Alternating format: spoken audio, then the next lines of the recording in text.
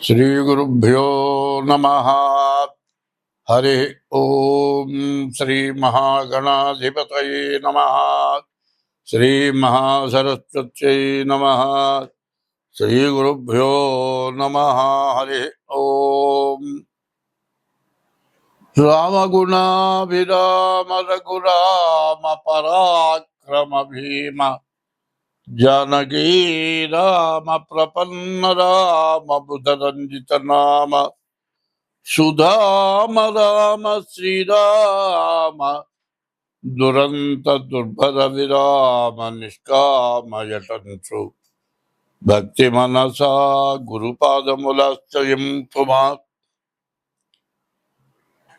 मुदमुन पारिजात तरुमूलमुనందు అతి సూక్ష్మ రూపుడై హృది రఘువీరునామమును ఎప్పుడు చెప్పిను రామ భక్తులను వదలక బ్రోచుచుండవు ఘనువాయుతనూజుని దీతిరాజు నీయదను దళనోటి భక్తి కుమతి గురుపాదములాశ్రయం పుమా. ఇప్పుడు 2025 సంవత్సరం మార్చి 30 తారీఖు లోపల నుంచే పరిస్థితులన్నీ మారిపోయినాయి. మరి యుద్ధాలు, కుట్రలు, కుతంత్రాలు, కుటుంబంలో కలహాలు, భార్యాభర్తల కలహాలు, తండ్రి బిడ్డల కలహాలు, మరి చేసే ఉద్యోగం చోట కలహాలు, దేశ విదేశాల్లో యుద్ధాలు, ఇట్లా రకరకాలుగా వస్తున్నాయి. ఇట్లా ఉంటే ఎవరికి వాళ్ళు ఏమనుకుంటున్నారు, నా జాతకం బాగలేదు, నాకు ఎప్పుడు ఈ బాధలు పోతాయి, నా జాతకం ఏమిటి అని ప్రతి వాళ్ళు కూడా జాతకాలు అడుగుతున్నారు, చెబుతున్నాం. ఎన్ని చెప్పినా బాధలు పెరుగుతున్నాయి. ఈ బాధలు ఎందుకు వస్తున్నాయి, ఎట్లా వస్తున్నాయి అనేది నేను ముందుగానే జనవరి నెలలోనే చెప్పాను. ముందు చాలా ఘోరాతి ఘోరాలు రాబోతున్నాయి. షడ్గ్రహ కూటమి రాబోతోంది. దీనివల్ల చాలా సమస్యలు వస్తాయి. ఈ సంవత్సరం పాపగ్రహాల యొక్క అధికారం ఎక్కువగా ఉన్నది.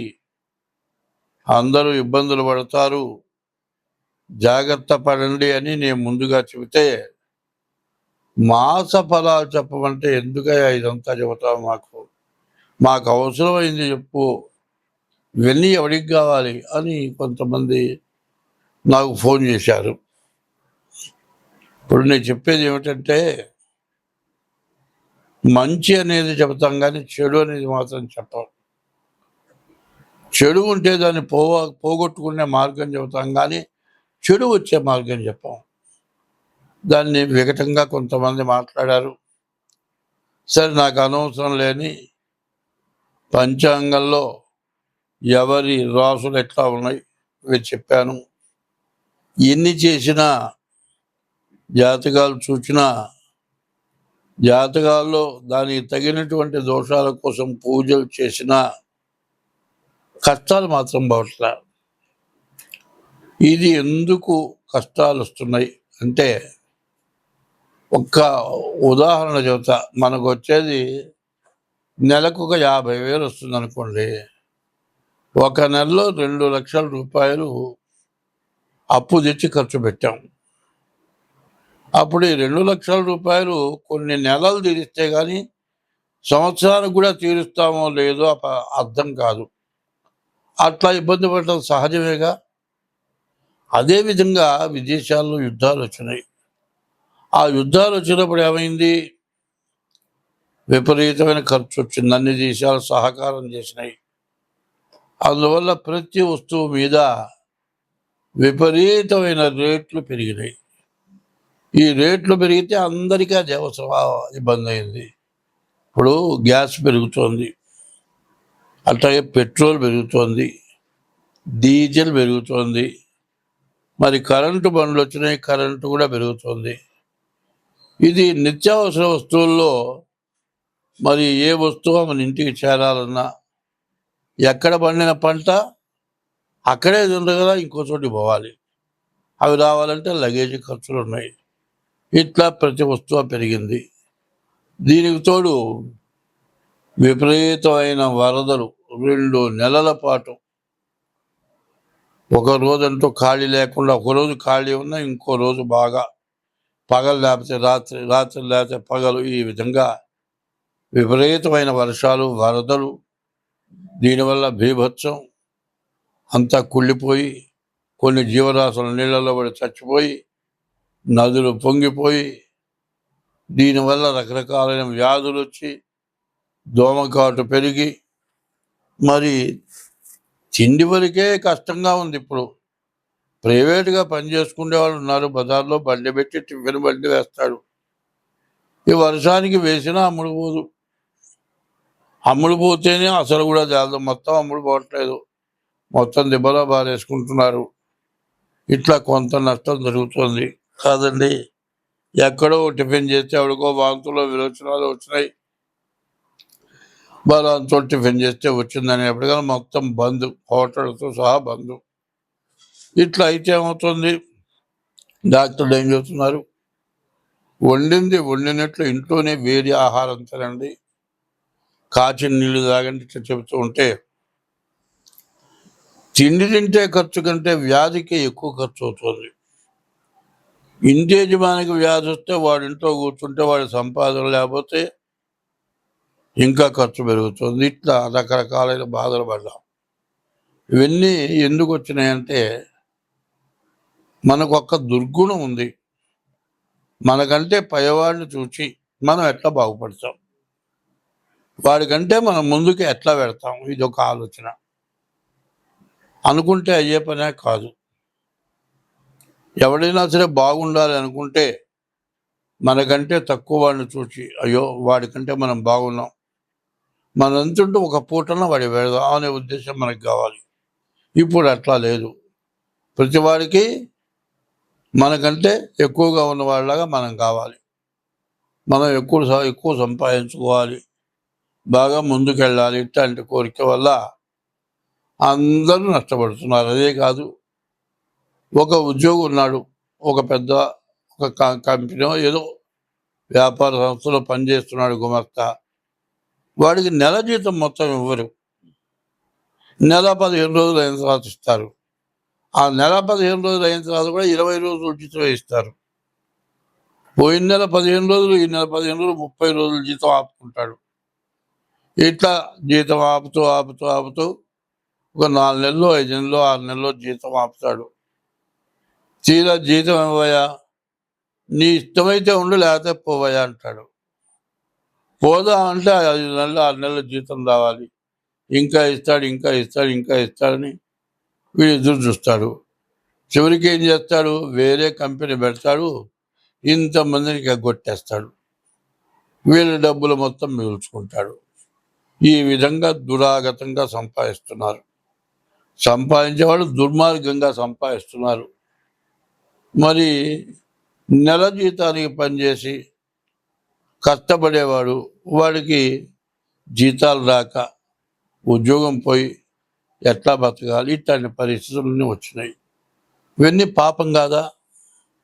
మనకంటే చిన్నవాడు, వాడికి వచ్చే జీతం నెల చాలదు, వాడి జీతం అగ్గొడితే వాడు ఏం చేయలేరు, వాడి ఉద్యోగం పోయింది, మళ్ళీ ఉద్యోగం ఎత్తుకు ఉండేప్పుడు నెల 2 నెలలు పడుతుంది, వాడు ఏడుపు కొడుతుంది, వాడి పిల్లల ఏడుపు కొడుతుంది.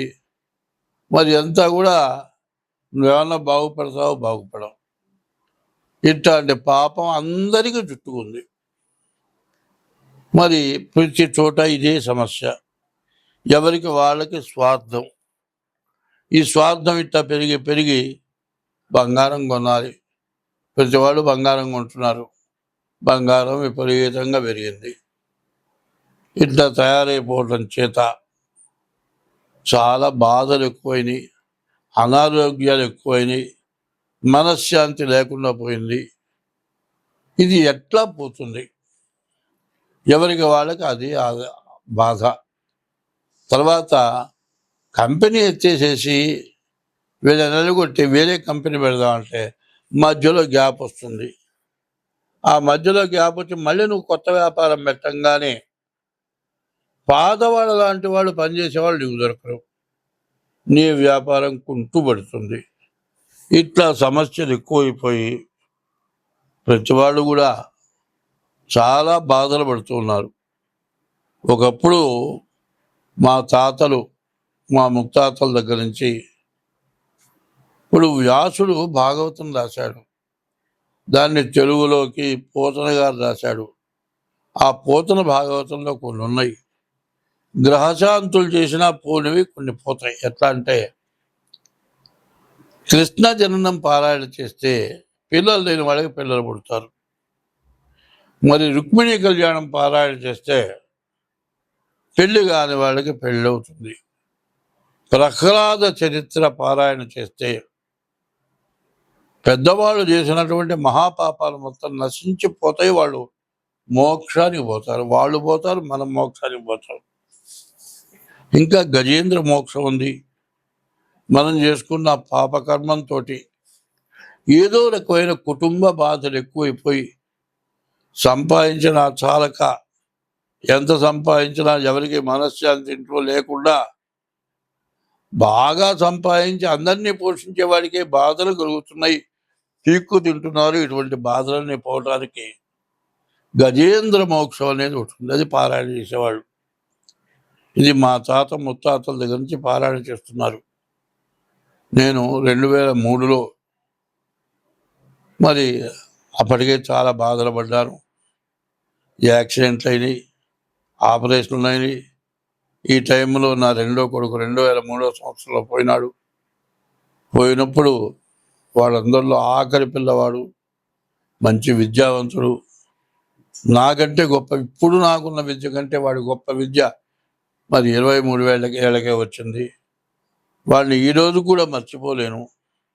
ఇప్పుడు కూడా ఏదైనా చెబుతుంటే వాడి పేరు ఎత్తితే మనస్సు ఇదివరకు చాలా బాధపడేది. రుణానుబంధ రూపేణ పశుపత్ని సుతాలయాహారి, రుణం తీర్చుకున్నాడు, వెళ్ళిపోయినాడు.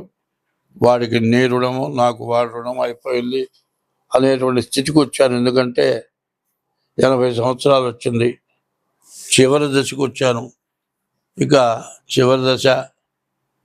ఈ దశలో కొడుకు కోసమో, కుటుంబం కోసమో, డబ్బుల కోసమో బాధపడటం కాదు. ఇప్పుడు కావాల్సింది ఏమిటంటే ఎప్పుడు కూడా దైవ సాన్నిధ్యం చేరాలి, దైవాన్ని పూజించాలి.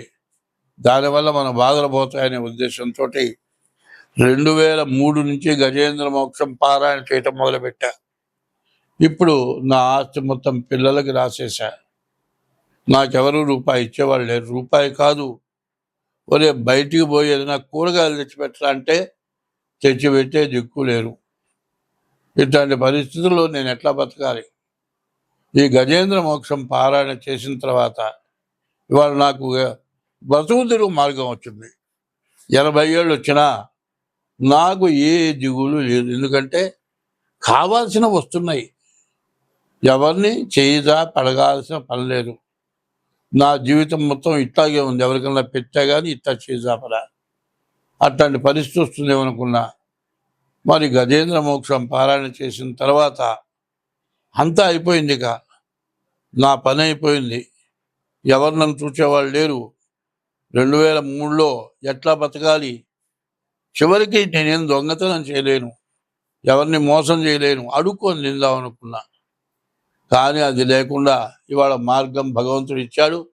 నేను బతుకుతున్నాను, నాకే బాధ లేదు. ఇప్పుడున్న పరిస్థితుల్లో ఈ 25 నుంచి 27 వరకు, 2025 నుంచి 2027 వరకు కూడా గ్రహస్థితులు పూర్తిగా బాగాలేవు. అందువల్ల జనానికి బాధలు ఎక్కువ అవుతున్నాయి. ఈ బాధలు పోవాలంటే గజేంద్ర మోక్షం ఒక్కటే మార్గం అనే ఉద్దేశంతో ఈ గజేంద్ర మోక్షం మీరు చేయాలంటే చాలా కష్టం. ఎందుకంటే అది చాలా కష్టంగా ఉంటుంది. కొన్ని పదాలు మరి సప్తశతి అని పారాయణ ఉంది. దాంట్లో భార్యాం రక్షతు భైరవీం అని ఉంది. నా భార్యని రక్షించమని అర్థం. వాడు అక్షరం పొరపాటు పడి భార్యాం భక్షతు భైరవేమన్నాడు, నా భార్యని తినన్నాడు, అమ్మవారు తినేసింది. అట్లా కొన్ని కఠిన పదాలు ఉంటాయి. కాబట్టి దీంతో కూడా పోతన గారు రాసిన భాగవతంలో కూడా కఠిన పదాలు ఉన్నాయి. అవి ఎట్లా ఉన్నాయంటే, అమ్మవారు విష్ణుమూర్తి వెళ్ళిపోతుంటే ఎక్కడికి వెళ్తున్నావని అడగటం ఒక పద్యం ఉంది. అడిగేదనని కడువని జనునడిగిన తన మగడు నుడుగడని నడయుడుగున్ వెడనెడ సిరిముడి తడబడ నడుగిడు తిరిమ నడుగిడు నెడలననుంది. మరి ఇట్లాంటి పదాలు చాలా కష్టంగా ఉంటాయి. కాబట్టి ఇవి అందరి వల్ల కాదు. మీకు కావాలంటే ఈ గజేంద్ర మోక్షం పారాయణ చేసుకుంటే మీకు ఏ బాధలు ఉన్నా కూడా పోతాయి. 40 రోజులు లేకపోతే 21 రోజులు లేకపోతే 11 రోజులు చేయించుకోవడం మంచిది. దీనికి తగినంత ద్రవ్యాన్ని ఇచ్చి చేయించుకుంటే మీకు ఎప్పుడు ఫలితం వస్తుంది. గుళ్ళోకి పోయినప్పుడు కనీసం కానుకో, కొబ్బరికాయో, పండ్లో ఏవో తీసుకెళ్తాం. అట్లాగే అటువంటి పారాయణకు కూడా కొంత ఇచ్చి చేసుకోవాల్సిన అవసరం ఉంటుంది. అట్లా చేసుకుంటే మీకు అందరికీ బాగుంటుంది. ఇది ఈ గజేంద్ర మోక్షం 60 పద్యాలు చాలా కష్టమైనవి, అందరూ చేయలేరు. మొత్తం నేను చెప్పినా కూడా అందరికీ కూడా వినటానికి విసుగ్గా ఉంటుంది. కాబట్టి చాలా వరకు కుదించి ముఖ్యమైనవి, అర్థం వచ్చేవి, అది ఏమిటి విశేషం కథ తెలిసే పద్యాల వరకు చెబుతాను. గజేంద్ర మోక్షం చెప్పుకుందాం. అందులో ఈ కార్తీక మాసం చాలా విశేషమైన రోజులు. ఈ రోజుల్లో ఒక 40 రోజులు గజేంద్ర మోక్షం పారాయణ చేయించుకుంటే అన్ని రకాల బాధలు పోతాయి, దేశంలో క్షోభ పోతుంది, మరి ఉద్యోగం పోయిన వాళ్ళకి ఉద్యోగం వస్తుంది, బతుకు తిరిగిన వాళ్ళు తెరువు లేని వాళ్ళకి బతుకు తిరిగి వస్తుంది, కలహాలు పూర్తిగా పోతాయి, శత్రుత్వాలు పోతాయి. మొదలు పెడుతున్నాను. శ్రీమన్నామ పయోదశ్యామ ధరాభృల్లలామ జగదభిరామ రామా జనకామ మహోద్ధామ గుణస్థో మధామ దశరథరామ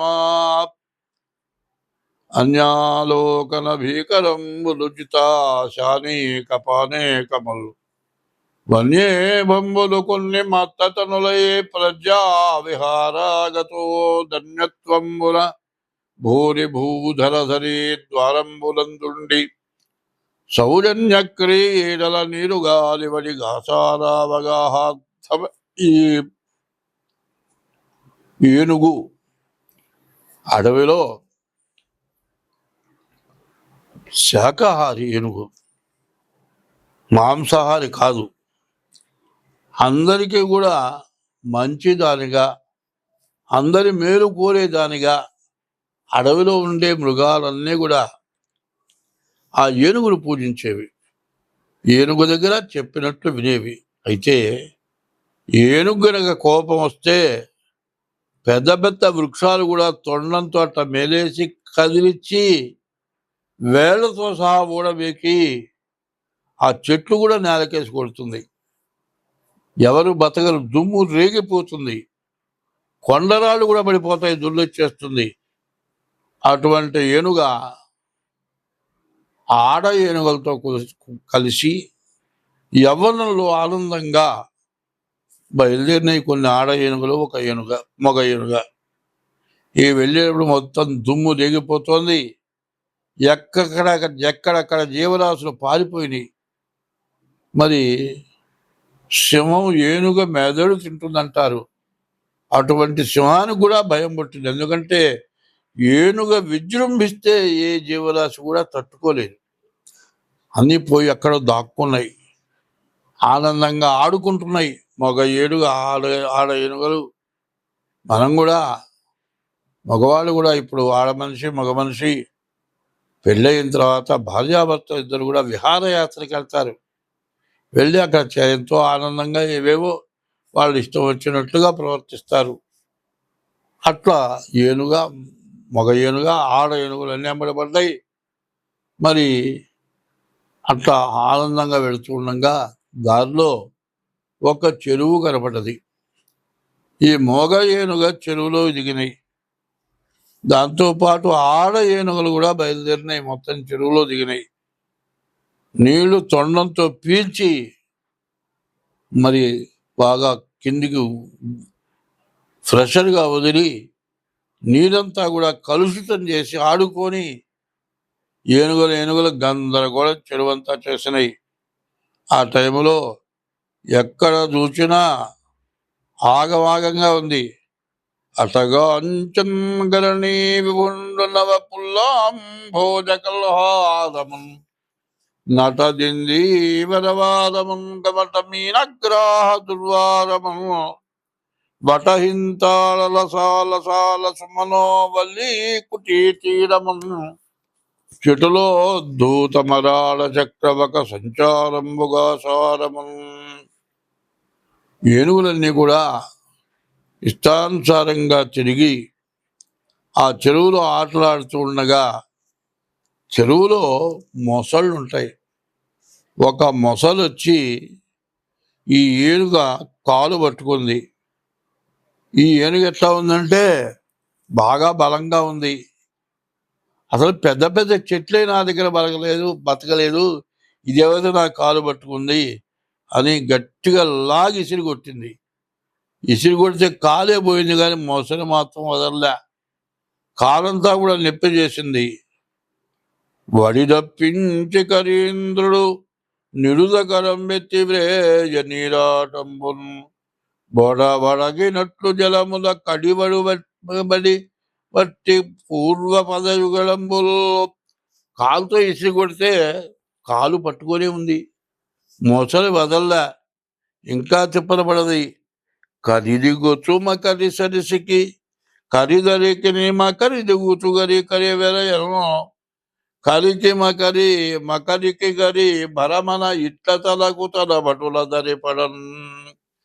ఏనుగ ఇసిరి కొడుతోంది, మొసల బట్టు లాగుతోంది, ఏనుగు ఒడ్డు లాగుతోంది, మళ్ళీ మొసలు లోపల లాగుతోంది.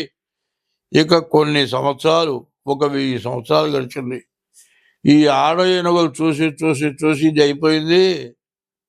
తిండి లేదు, నీళ్ళు లేవు, ఆహారం లేదు. ఈ మొగ ఏనుగ శుష్కించిపోయింది, ముసిల్ది అయిపోయింది, కళ్ళలన్నీ కూడా కరిగిపోయినాయి, ఎముకలు బయటపడ్డాయి.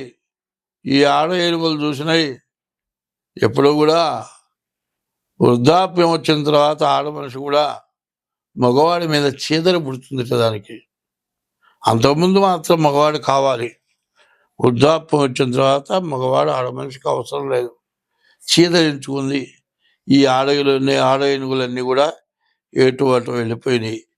మకరితో ఓడబోరు మాతంగ విభుని నొక్కరుని దించిపోవ కాళ్ళు రాక కోరి చూచుచుండే గుంజరీయూదంబు మగలు తగులుగా రెమవుగవలకును జీవనంబుదనకు జీవనం వయ్యుంట నలవు చరమునంత కక్కి మకరముప్పెదస్య మతే బమల్లమ్ము బహుళ పక్ష సీత భానుపగిది. ఇప్పుడు కూడా ఏనుగా ముసలు ఎట్టా ఉందో, మగ ఏనుగా ఆడ ఏనుగా ఎట్టా ఉన్నాయి, బాగా బలంగా. మరి యవ్వనంలో ఆడ ఏనుగుకి ఉపయోగపడినంత కాలం కూడా వెంబడబడ్డాయి. ఇప్పుడు కూడా జరుగుతుంది అదే. మగవాడు బాగా సంపాదించినప్పుడు, బాగా డబ్బులు ఉన్నప్పుడు, వాడికి దానికి ఏది కావాలన్నా ఇచ్చినంతసేపు మొగుడు కావాలి. తర్వాత ఆ మగవాడి దగ్గర డబ్బులు లేకపోతే పోరా అని వాడిని వదిలిపెట్టి వెళ్ళిపోవటం. ఇప్పుడు జనం కూడా చేస్తున్న పని అదే.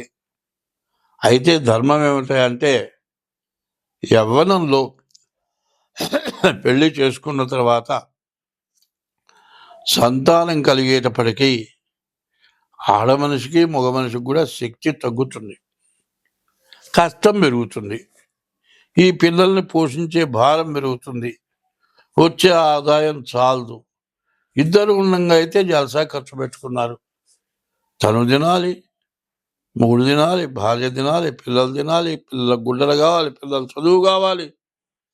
మరి తల్లిదండ్రులు కూడా వీళ్ళని అట్లా పెంచితేగా వీళ్ళు కూడా పిల్లల్ని పెంచాల్సి వచ్చింది. వచ్చే ఆదాయం చాలటలేదు, కోరికలేమో ఎక్కువ అవుతున్నాయి. ఇట్లా ఎక్కువ ఇచ్చి వీడు బతికిరాడు. ఒకప్పుడు గంజి పోసుకు తిన్నా కూడా మొగుడు పెళ్ళాం ఎవరికి వాళ్ళు ఉండకుండా, ఎవరిష్టానుసారంగా తిరగబడకుండా ఒకళ్ళకొకళ్ళకు కలిసి కట్టుబాటుగా ఉన్నారు. ఆడమనిషి ఇట్లా ఉండడానికి కారణం ఏమిటంటే అన్నం తింటే ఏమీ కాదండి, ఆహారం వరకు ఇబ్బంది లేదు, లేకపోతే ఎవరైనా పెడతారు. ఇప్పుడు ఏదైనా ఉద్యోగంలో ప్రమోషన్ వచ్చిందండి, ఆదాయం బాగా వచ్చిందండి, మరి ఆ రోజునేంటి డిన్నర్, వీళ్ళందరికీ కూడా ఏమిటంటే అందరూ హోటల్కి పోతారు. ఇక తాగటం, మందు తాగటం. ముందు విందది, తర్వాత మందు అవుతుంది. ఈ మందు మనిషికి రోగాలు పెంచుతుంది. ఈ వచ్చే ఆదాయం తాగటానికి మొదలుపెట్టేప్పుడు ఏ మూల చాలదు. వీడు తాగుబోతే ఎప్పుడైతే అయినాడో ఆడ మనిషి మగవాడిని వదిలిపెట్టి వెళ్ళిపోయే పరిస్థితి వస్తుంది. వాడి దారిని వాడు ఇంకో దాన్ని తీసుకెళ్తాడు. ఈ విధానం ఈమె పెళ్లి చేసుకొని వెళ్ళిపోతుంది. పిల్లలేమో నాయనమ్మ తాత దగ్గర ఉంటారు. మరి ఎవరు చూస్తారు వీళ్ళని? ముసలాళ్ళు చేతనంత వరకు చూస్తారు. చివరికి వచ్చేప్పటికి వాళ్ళ పిల్లల్ని అనాథ శరణాలయాల్లో ఉంచుతున్నారు. ఇంకా లేకపోతే తల్లిదండ్రులు కూడా అనాథ శరణాలయాల్లో పడిస్తున్నారు. మరి కుటుంబ కలహాలు ఇవే అంటాను. ఇట్లాంటి కుటుంబ కలహాలు ఎక్కువైపోయి బాధపడటం జరుగుతుంది. ఈ కుటుంబ కలహాలకి, భార్యాభర్తల ప్రతికూలతకి ఈ గజేంద్ర మోక్షం బాగా పనిచేస్తుంది. ఎట్లా ఈ మొసలి బాధ ఎట్లా పోవాలి? మొసలెవరు? చేసుకున్న పెళ్ళాం కాకుండా ఇంకో తెచ్చి వేధించినట్లే వేధిస్తోంది మొసలంటే. మరి భార్యాభర్తలని ఎడబాపేది మొసలి. మగవాడు ఇంట్లో ఉన్న భార్యను వదిలిపెట్టి పరస్త్రీ వ్యామోహమే మొసలి కింద లెక్క వెయ్యాలి. అది వదలటంలే. ఎట్లా వదిలించుకోవాలి? పాదద్వంద్వము నీలమోపి పవనున్ బంధించి పంచేంద్రియోన్మాదంబుం పరిమార్చి బుద్ధిలతకున్మారాకు హత్తించి నిష్ఖేద బ్రహ్మ పదావలంబనరతన్ క్రీడించు యోగేంద్ర మర్యాదన్ నక్రమ విక్రమిను చగరి పాదాక్రాంత నిర్వక్రమయే. అడవిలో పులులు, సింహాలు, మొసళ్ళు, ఏనుగలు, మరి రకరకాలైన జీవరాశులు, పాములు, తేళ్లు, మండ్రగబ్బలు, మరి కొండ చెరువులు ఎన్నో ఉంటాయి. అట్లాంటి చోట్ల తపస్సు చేసుకునే వాళ్ళు కూడా అడవిలో ఉంటారు. ఆ తపస్సు చేసుకునే వాళ్ళని చూసి ఏనుగు అనుకుంటోంది, వాళ్ళు గాలి స్తంభింపజేసి సంవత్సరాల పాటు అట్లాగే కూర్చుంటున్నారు. ఒంటి మీద పాములు బాకినా, చీమలు బాకినా, మట్టి వచ్చబడ్డా, ఆకులు వచ్చబడ్డా ఏమి తెలియకుండా అట్లా కూర్చుంటున్నారు. దేవుడు ఎక్కడున్నాడో వాళ్ళు వెతుకుతున్నారు, నేను తెలుసుకోలేకపోయినాను అని రెండు కాళ్ళు గట్టిగా నేలకి బిగించి మునీశ్వరులు ఎట్లా తపస్సు చేస్తున్నారో బలవంతా కూడగట్టి ఒక్కసారి ఆ నదిలో నుంచి ఆ మొసల్ని వదిలించుకోవాలని గట్టిగా ఆ చెరువులోంచి ఒక్క అడుగు ముందుకేసింది. కానీ అది ఎంత బలంగా అడుగు ముందుకేసిందో దానికి 10 రెట్లు బలంగా మొసలి మళ్ళీ లోపల లాగింది. అట్లా అయ్యేటప్పటికీ అలయక సొలయక వేసట నొలయక కరిమకరి తోడను దండత రాత్రులు సంధ్యలు దివసంబులు సలిపెన్ బురొక్క 1000 సంవత్సరములు. మిగతా ఆడ ఏనుగులన్నీ వెళ్ళిపోయినాయి. అప్పుడు తను అనుకుంటోంది, ఇదే ఒక పెద్ద ప్రపంచం, ఈ ఆడ ఏనుగులతో నా జీవితం ఆనందంగా గడుస్తుంది అనుకున్నాను. ఏమైంది? ఎంతసేపు ఒక్క క్షణభంగురం ఈ నదిలో ఆడాం, ఇంతలోగా మొసలు పట్టుకుంది, నన్ను పిక్కు తింటోంది. ఆడ ఏనుగులన్నీ ఎవరి దారిలో ఆడిపోయినాయి. ఇక నా సంగతి ఏమిటి? నాకెవరు తోడు? ఎవరు తోడులేరే. నేను ఒక్కడిని లాగుతున్నాను. ఆ ఆడ ఏనుగులు కూడా కలిసి వచ్చేలా అయితే ముసలిని తప్పించుకునేదాన్నేమో. చేయలే. నాతో అవసరం తీర్చుకున్నారు అందరూ. నా అవసరం తీరిపోయింది. నన్ను పలకరించే వాళ్ళు ఎవరు లేరు. నన్ను ఒడ్డున వేసేవాళ్ళు ఎవరు లేరు. ఇక నా గతి ఏమిటి? పృథుశక్తిన్ గజమా జలగ్రహముతో బెక్కేండ్లు పోరాడి సంసిదిలంబై తనలావుబై వైరి బలముంజించి మిథ్యా మనోరథమింకేటికి దీనిగల్వ సరిపోరంజాలరాదంచు సవ్యధమయీ ఇట్లను పూర్వ పుణ్యబల దివ్యజ్ఞాన సంపత్తితో ఇక నేనేమీ చేయలేను. నా శక్తి అంతా అయిపోయింది. నా శక్తి ఉన్నంతకాలం నన్ను వాడుకున్నారు. నా శక్తి అయిపోయిన తర్వాత అందరూ వదిలేశారు. నన్ను రక్షించేవాళ్ళు ఎవరు?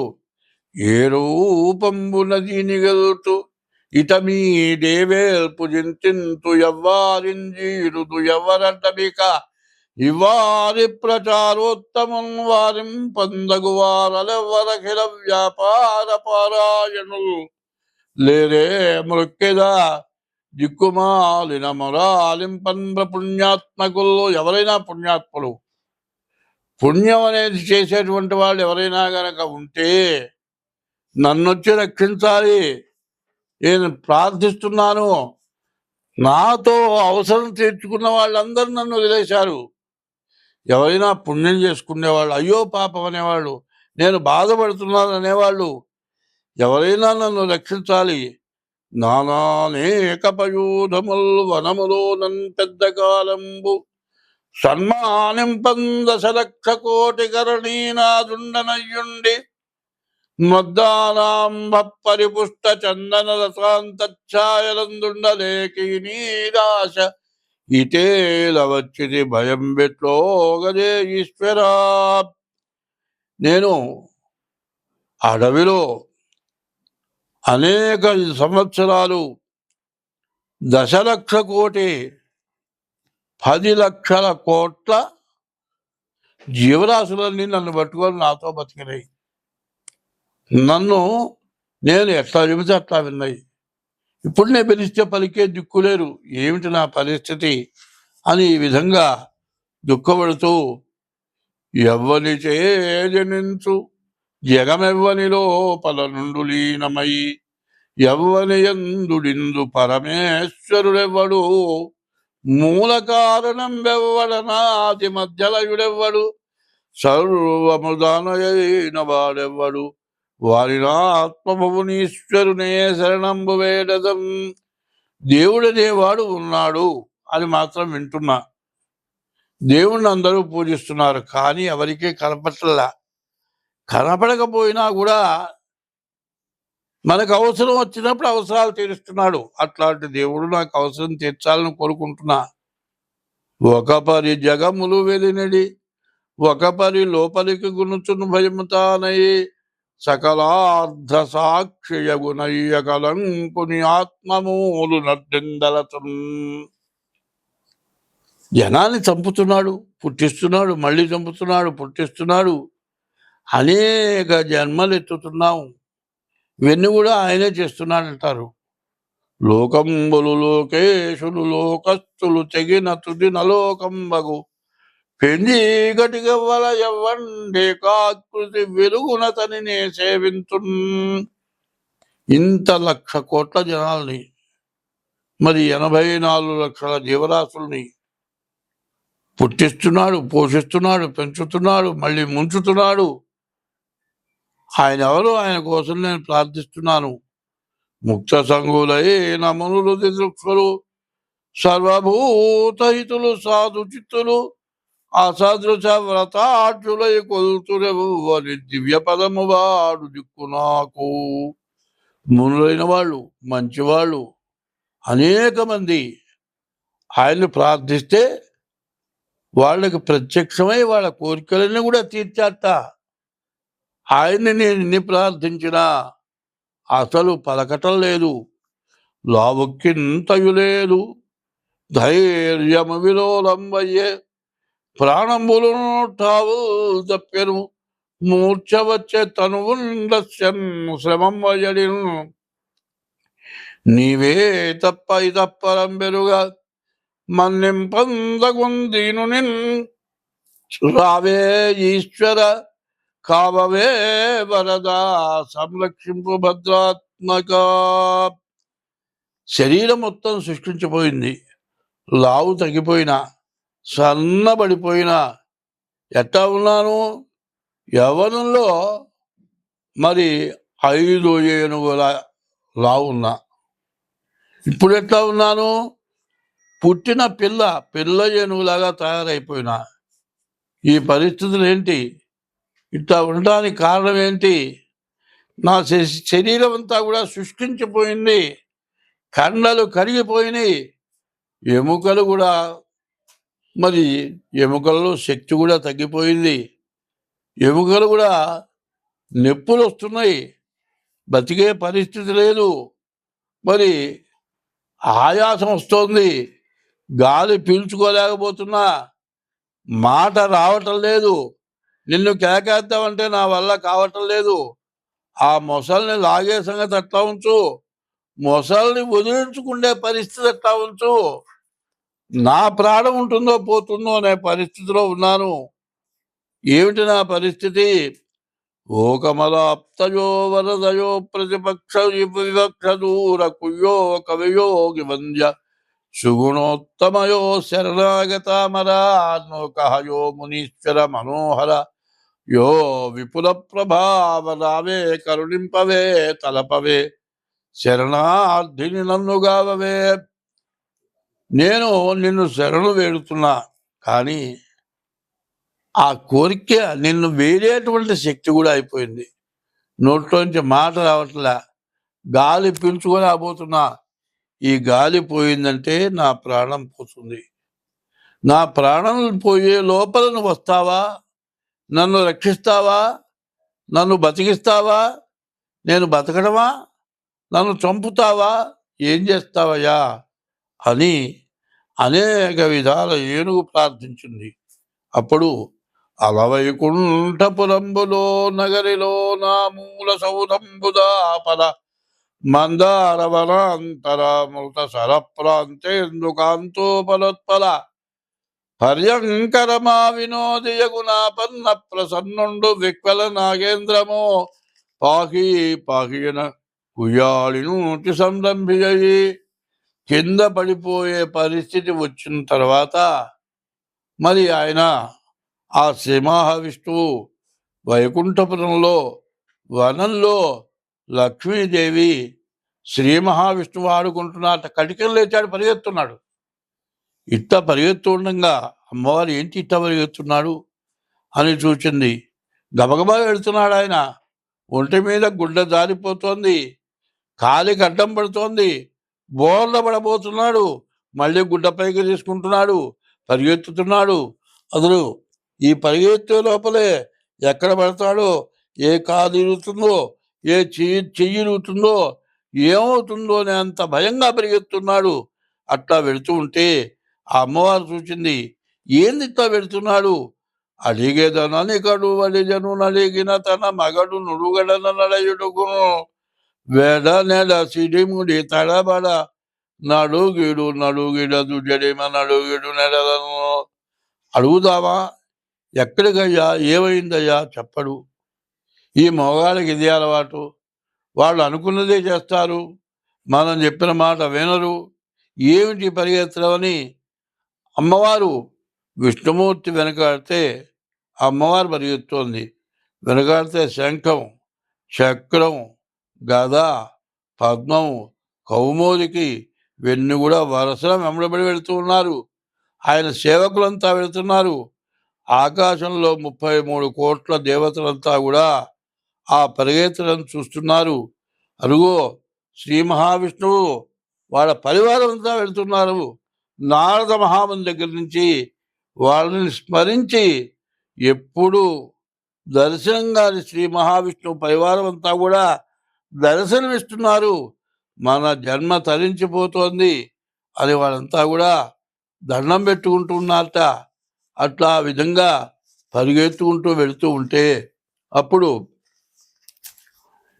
ఏమీ చెప్పటం లేదు, గబగా పరిగెత్తుకుంటూ వెళ్ళాడు. అట్లా వెళ్ళటంలోనే ఆ విష్ణుమూర్తికి బాగా కోపం వచ్చింది. ప్రాణం పోయే పరిస్థితిలో ఉంది. ఆ ఏనుగు భీమంబై భీమంబై తలదుంచి ప్రాణముల బాపెంజక్రమా శుక్రియము హేమక్ష్మాధర దేహము జహితవన్యేవేంద్ర సందోహమున్ గామక్రోధనగేహమున్ గరటి రక్తస్రావగాహంబు నిశ్చీమోత్సాహము వీతగాహము జయశ్రీమోహమున్ గ్రాహమున్. విష్ణుమూర్తి ఆ చక్రం వెలిగిచ్చాడు, గిర్రం తిప్పాడు, ఒక్కసారి వదిలాడు. ఆ చక్రం పోయి ఆ మొసలి తలకాయ ఖండించింది. ఆ బాధ పోయింది. ఆ విష్ణుమూర్తి ఆ ఏనుగుని చేయవేసి తాకంగానే పూర్వపు శక్తి వచ్చింది.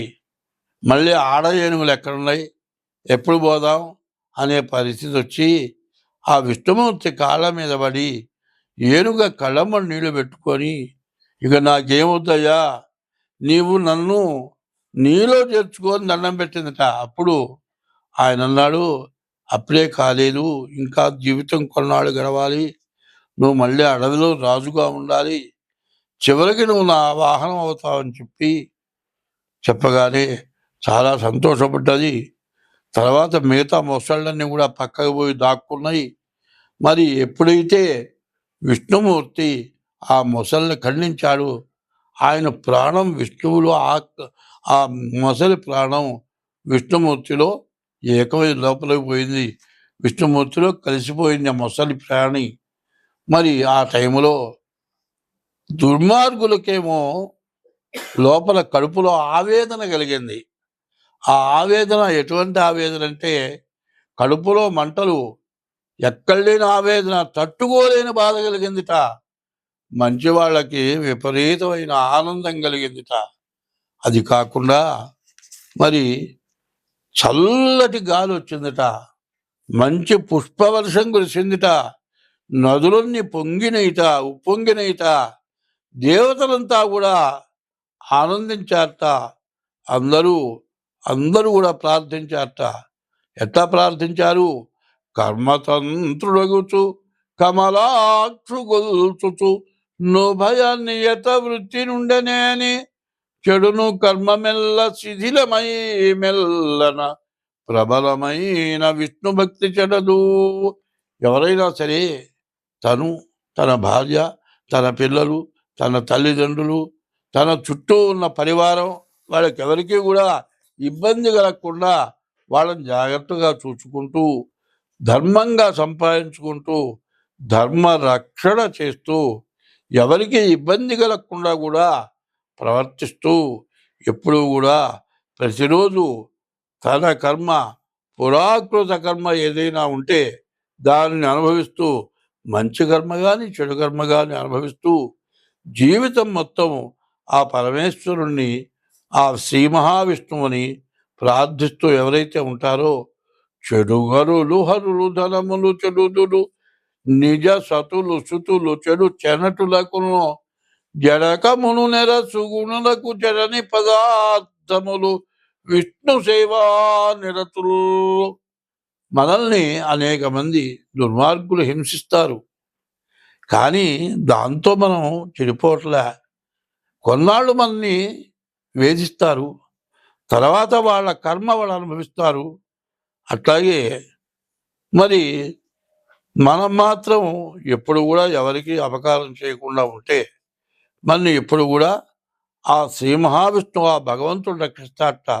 దీనులగు యాలింపను దీనుల రక్షింప మేలు దీవన పొందను దీనావన నీ గొప్పను దీనపరాధీన దేవదేవ మహేశ. దిక్కులేని వాళ్ళని, దీనులైన వాళ్ళని, బతకటం చేతగాని వాళ్ళని ఎవరైతే ఉన్నారో వాళ్ళంతా ఆయన ప్రార్థిస్తే వాళ్ళకి ఏమీ లోటు లేకుండా చూస్తాడని గజేంద్ర మోక్షంలో ఉంది. గజరాజ మోక్షణంబును నిజముగా పఠించునట్టి నియత ఆత్మనకు గజరాజవరదుడిచ్చును గజ తురగ చందనములు కైవల్యంబుల్. రోజు 2 పూట్ల ఈ గజేంద్ర మోక్షాన్ని పారాయణ ఎవరైతే చేస్తారో వాళ్ళకి ఆ పరమేశ్వరుడు ఏనుగని పోషించడం అంటే కాదు, కష్టంట. మరియు కొడుకును కానీ వాడిని పోషిస్తుంటే వాడిని చేయకుండా కూర్చున్నారే, నిన్ను ఏనుగుని కట్టువేసుకున్నాను అంటారు. ఏనుగు తేలికైంది కాదు, చచ్చినా లక్షే బతికినా లక్ష ఏనుగా. అంత విశేషమైంది ఏనుగా. ఏనుగుతో మాత్రం పోషించకూడదు, మనిషిని మాట్లాడకూడదు.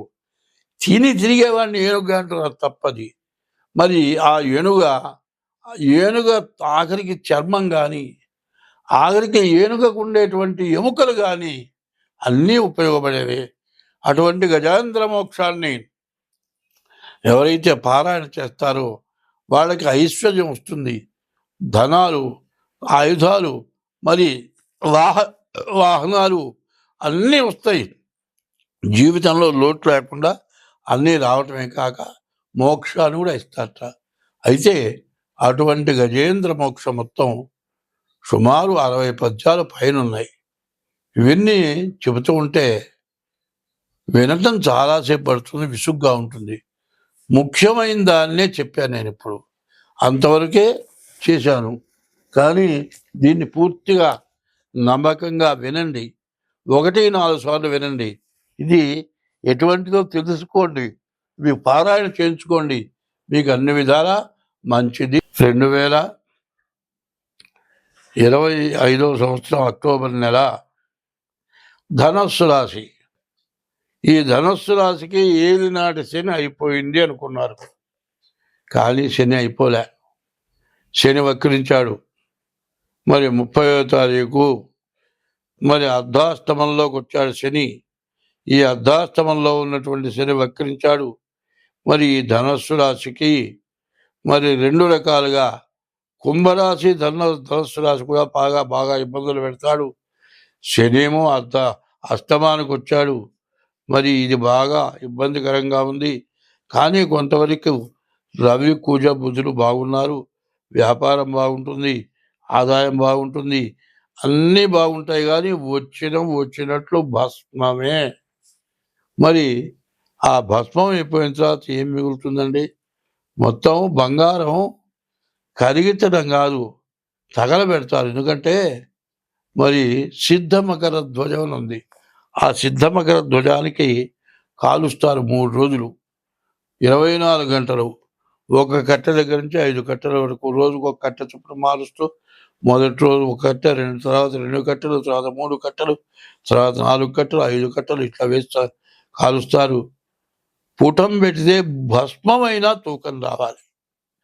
కాలిపోయిన బూడిద కూడా ఎంత బంగారం పెట్టామో అంత తూకం వస్తేనేమో అది ప్రాణాలని నిలుపుతుంది. ఒట్టి బూడిదైపోయి తూకం రాకపోతే మాత్రం మరి సిద్ధ మకర ధ్వజం కాదు, మరి మొత్తం ప్రాణం తీసేది. అటువంటి పరిస్థితి ధనస్సు రాశికి పూర్తిగా ఇబ్బందికరంగా ఉంది. గురువు, శని నవంబర్ 27 వరకు మాత్రం చెప్పడానికి వీలుగానటువంటి పరిస్థితి కనపడుతోంది. కాబట్టి ఈ రాశి వాళ్ళు చాలా జాగ్రత్తగా ఉండాలి. శనికి జపం చేయించుకోవాలి, గురువుకి జపం చేయించుకోవాలి, జాతకం చూపించుకోవాలి, ఈశ్వరారాధన చేయించుకోవాలి. ఎవరికి చేతికి డబ్బులు ఇవ్వద్దు. ఎవరికి కూడా హామీ సంతకాలు పెడితే వాళ్ళు కాజేసిన మొత్తం మీ నెత్తిన పడుతుంది. ఒళ్ళు దగ్గర పెట్టుకొని ఉంటే మంచిది. స్వస్తి.